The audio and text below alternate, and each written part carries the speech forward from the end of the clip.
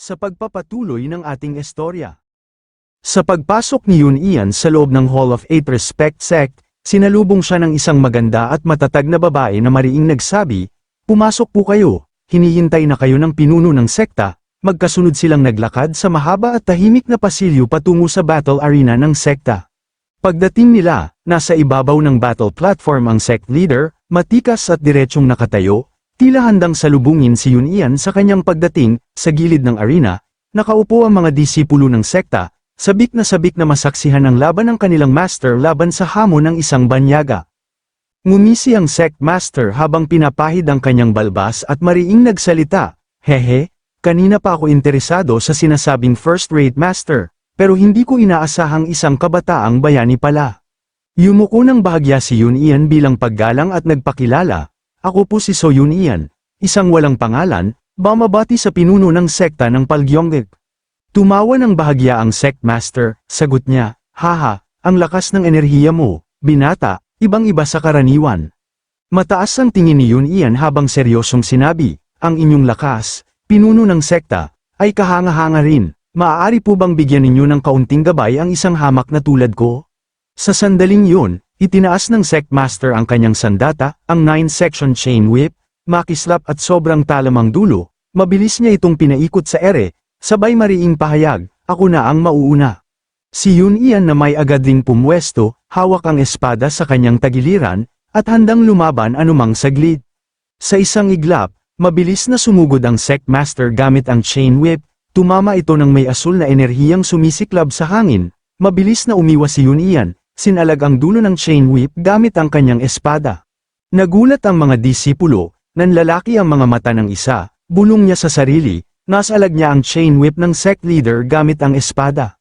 Ngumisi ang sect master na may bahid ng hamak habang mas agresibong pinaikot ang whip, sabay mariing sabi, "Batay sa bilis ng reaksyon mo, napagsama mo na ang espada at katawan, nasa tuktok ka na ng first-rate realm." Tumugon si Yun Ian ng may respeto at malalim na tinig, "Ang pinuno ng sekta ay tunay ding ganap ang pagkakabuo ng kanyang martial arts. Salamat po sa karangalan ng pagtuturo." Napatawa ng malakas ang sect master, sabay mariing sabi, "Haha, ang maabot ang antas na katulad ng akin sa ganitong edad. Tunay kang henyo." Yumuko si Yun Ian, ngumiti ng kaunti, pero sa loob-loob niya'y mariing nag-isip, "Henyo? Ha, ang henyo ay hindi papuri para sa akin. Baka nakakagulat nga na sa edad kong nasa huling bahagi ng 20s ay naabot ko na ang antas na ito, isang realm na sa karamihan ay inaabot ng ilang dekadang pag-aaral at disiplina."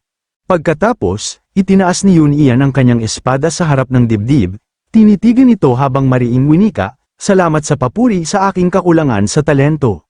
Ngunit sa kanyang isipan, dumadaloy ang mariing tinig ng kanyang konsensya, "Ako ay isa lamang sa napakaraming karaniwang hanggal sa mundong ito. Hindi ako pinagkalooban ng talento ng langit."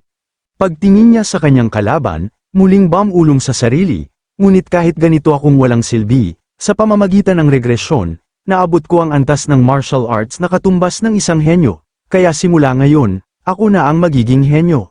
Itinutok ni Yun Ian ang kanyang espada sa harap ng kalaban, kasabay nito'y mariing nagpahayag, "Mula ngayon, gagamitin ko na ang sword energy. Gawin mo ang gusto mo, ibibigay ko rin ang lahat." Mariing tugon ng sect master. Kasunod nito, sumiklab ang hangin sa bilis ng pagsugod ni Yun Ian, pinakawalan niya ang unang slash, mountain severing sword technique, unang anyo, transcending peaks. Mabilis itong iniwasan ng sect master. Hindi pa siya tapos, nag-iba ang mukha ni Yun Ian, seryoso, determinado, sunod-sunod niyang pinakawalan ang ikalawang anyo, entering the mountain, at ang ikatlong galaw, ascending the peak, diretso sa sect master. Nagpalakas ng momentum ang sect master, pinalabas ang enerhiya mula sa 9-section chain whip at sinalubong si Yun Ian ng walang habas na atake. Mabilis ding sinalag ni Yun Ian ang bawat hampas gamit ang kanyang espada. Habang nagpapatuloy ang palitan ng atake, nagkunot noo ang sect master, ramdam ang bigat ng teknik ni Yun Ian. "Ano to? Anong klaseng espada to? Hindi ko mawasak ang depensa." Nalilito tabala sa pag-iisip, hindi niya napansin si Yun Ian na bigla na lang lumitaw sa gilid niya, at walang pag-aalinlangan, pinakawalan niya ang ikapitong anyo, Deep Mountains, direkta sa katawan ng sect master, kahit nakaiwas, nadaplisan ang kanyang pisngi. Napanganga sa gulat ang mga disipulo sa paligid, kasabay nito'y mariing sigaw ng isa, hindi pwedeng mangyari to, ang ating pinuno. Bumibilis ang kanyang galaw sa bawat strike, sigaw ng isa pang disipulo. Sa puntong yun, ang sect master ay patuloy na napapaatras habang dumadagundong ang ikalabing isang anyo ni Yun, Broken Cliff, nakakakilabot ang pressure sa bawat hampas. Tumayo ang isang disipulo, pawisan at nanginginig, mariing nagsalita, hindi lang bilis, ang puwersa ng espada ay lumalakas sa isang di makatwirang antas. Sunod-sunod pa rin ang mabibigat na pag-atake ni Yun, ang sect master. Bagamat nahihirapan, ay patuloy na sinasalag ang bawat galaw, ngunit napamulagat siya nang maramdaman ang bigat ng huling atake ni Yun, galit ang ngipin, halos mabali sa tindi ng diin. At nang masdan ni Yun ang tagpong yun, mariin siyang nagpasya, dito na matatapos ang lahat. Sa isang iglap, tumalon siya sa itaas, buong lakas inihanda ang huling galaw, ikalabindalawang anyo, 7 lights emerging peak. Ipinagpag niya ito pababa, diretsyong tumama sa sandata ng sect master, naputol ang chain whip. Nanlaki ang mga mata ng sect master sa labis na pagkabigla. Samantala, tila naging mga batong estatwa ang mga disipulo ng Hall of Eight Respect sa matinding pagkagulat nang makita nilang naputol-putol ang sandata ng kanilang sect master. Sa sandaling yun, napaluhod sa matinding sakit ang sect master, hawak ang kanyang braso, sabay mariing nagpahayag, inaamin ko, ako'y talo.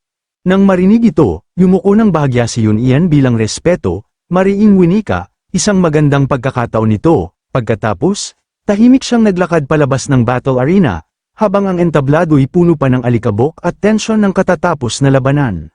Naglakad si Yun sa isang mataong lugar, puro babae ang naroon, sa bawat hakbang, ninanakawan siya ng tingin, parang may mahiwagang aura na dumadaloy sa kanyang presensya, sa isip niya, mariing nagbulong, walang backlash. Sandali siyang huminto, tumingala sa isang mataas na gusali, kasabay nito'y mariing nagpahayag sa sarili, ang Hall of Eight Respects ay kilala sa katwiran, kahit sa mga nakaraang buhay ko. Hindi sila gumagawa ng duwag na hakbang, sa susunod, pupunta ako sa demonic sect, sa pamamagitan ng mga ganitong tunggalian, tiyak, maaabot ko ang peak realm sa buhay na ito. At nagsimula na ang kanyang paglalakbay, binisita niya ang iba't ibang sekta, mariing isinalaysay, nakabisita ako sa 4 pang medium sect sa Sokyang City, natalo ako sa tunggalian sa Yunryu sect at Wyeong sect, pero nagtagumpay ako sa Geju sect at Yagwol sect. Ngayon, narito siya sa Hohaeng sect, isang matinding sword slash ang pinakawalan niya sa elder ng sekta, tumama ng malutong sa katawan nito. Dahilan para mapa-atras ng ilang metro, bumagsak ito ng malakas sa sahig, wala nang malay, malapit sa isang matandang nakaupo. Napatawa ng malakas ang matanda, sabay masayang sinabi, ang binatang first-rate master na nagpapasiklab ng tunggalian sa buong Sokyang City, ikaw nga pala talaga, napanood ko ng husto ang iyong kakayahan, hahaha. Marami rin akong natutunan, sagot ni Yun habang yumuko bilang paggalang. Ngunit sa sumunod na saglit, lumabas ang 10 kalbong martial artist, ang ekspresyon ng bawat isa, nagdadala ng panganib, mariing nagdeklara ang matanda, panahon na para humarap ang 10 elder, handa ka na ba? Napamulagat si Yun sa narinig, sa isip niya, ano, ito ba ang estilo ng demonic sect? Saglit siyang nag-isip, sabay mariing sumagot, hindi ba't katatapos lang ng tunggalian ko na may tagumpay, ngayon ko lang narinig ang 10-on-1 na laban. Ngunit tumawa ang matanda ng may paghamak, kunot ang noo, mariing nagsabi ng may panunuya, talaga ba, hindi mo ba narinig? Sa narinig, mariing nag-isip si Yun nakatitig ng direkta, nilalaro ako ng matandang ito gamit ang mga salita, saglit pa'y mariing tumugon, kung ikakalat ko ang duwag na hakbang na ito sa iba pang sekta, babagsak ang reputasyon ng Wijayampa. Sa sandaling yun, malakas ang tawa ng matanda, may paghamak at halakhak ng isang tusong manunulsul, habang ang 10 kalbong elder ng sekta ay unti-unting humahakbang palapit, mariing sinabi nito, hehe, walang halaga, magkakaroon ka ng sugat sa tunggalian dito sa sekta, isang sugat na magiging dahilan ng iyong kamatayan dahil sa tetano.